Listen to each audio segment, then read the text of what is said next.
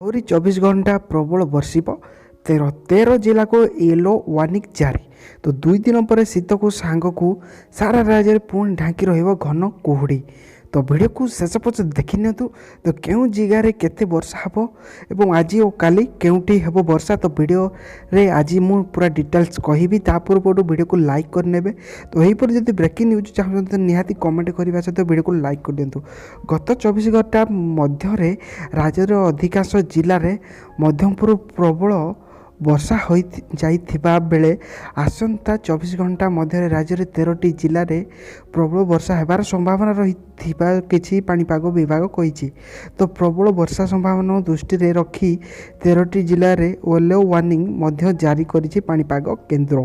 ତ ଏଠାରେ yellow warning ଜାରି ହୋଇଥିବା ଜିଲ୍ଲାଗୁଡ଼ିକ ମଧ୍ୟରେ ରହିଛି କେନ୍ଦୁଝର, ମୟୂରଭଞ୍ଜ, ଢେଙ୍କାନାଳ, ଅନୁଗୁଳ, ଭଦ୍ରକ, ବାଲେଶ୍ୱର, ଯାଜପୁର, କୋରାପୁଟ, କଟକ, ଖୋର୍ଦ୍ଧା, ସୋନପୁର, ବୌଦ୍ଧ ଓ ସୁନ୍ଦରଗଡ଼।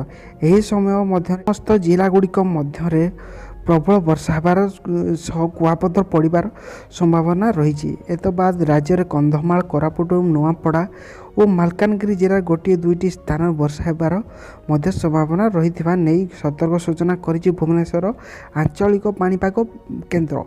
ସେହିପରି ରବିବାର ସକାଳ 8ଟା ସୁଦ୍ଧା ରାଜ୍ୟରେ ମାଲକାନଗିରି, କୋରାପୁଟ, ନବରଙ୍ଗପୁର, କେନ୍ଦୁଝର ଓ ଜଗତସିଂହପୁର, ସୁନ୍ଦରଗଡ଼, ଯାଜପୁର, ଭଦ୍ରକ, ମୟୂରଭଞ୍ଜ ଜିଲ୍ଲାରେ ବୃଷ୍ଟିପାତ ହେବାର ସମ୍ଭାବନା ରହିଛି।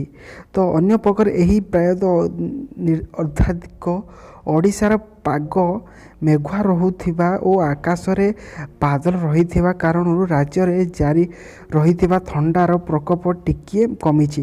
ତ ଗତକାଲି ରାଜ୍ୟରେ 4ଟି ଜିଲ୍ଲାର ପାରଦ 10 ଡିଗ୍ରୀ ତଳକୁ ଖସି ଯାଇଥିଲା। ତ ଗତକାଲି ରାଜ୍ୟରେ ସର୍ବୋଚ୍ଚ ତାପମାତ୍ରା 31 ଡିଗ୍ରୀ ସେଲସିୟସ୍ ମାଲକାନଗିରି ଠାରେ ରେକର୍ଡ କରାଯାଇଥିବା ବେଳେ ସର୍ବନିମ୍ନ ତାପମାତ୍ରା ଯାହାକି 10 ଡିଗ୍ରୀ ସେଲସିୟସ୍ ସୁନ୍ଦରଗଡ଼ ଠାରେ ରେକର୍ଡ କରାଯାଇଛି। ତେବେ ଜାନୁଆରୀ 5 ତାରିଖ ପରେ ରାଜ୍ୟରେ ପୁଣି ଥରେ ଶୀତ ଲେଉଟିବ। ତ ଏବଂ ରାତିରେ ତାପମାତ୍ରା ଅଧିକାଂଶ ଜିଲ୍ଲାଗୁଡ଼ିକରୁ 4ରୁ 5 ଡିଗ୍ରୀ ପର୍ଯ୍ୟନ୍ତ ଖସିଯିବ ଏବଂ ଘନ କୁହୁଡ଼ି ଦୀର୍ଘ ସମୟ ପର୍ଯ୍ୟନ୍ତ ସମଗ୍ର ରାଜ୍ୟଗୁଡ଼ିକରେ ଢାଙ୍କି ରହିବ ବୋଲି ପାଣିପାଗ କେନ୍ଦ୍ର ତ କହିଛି।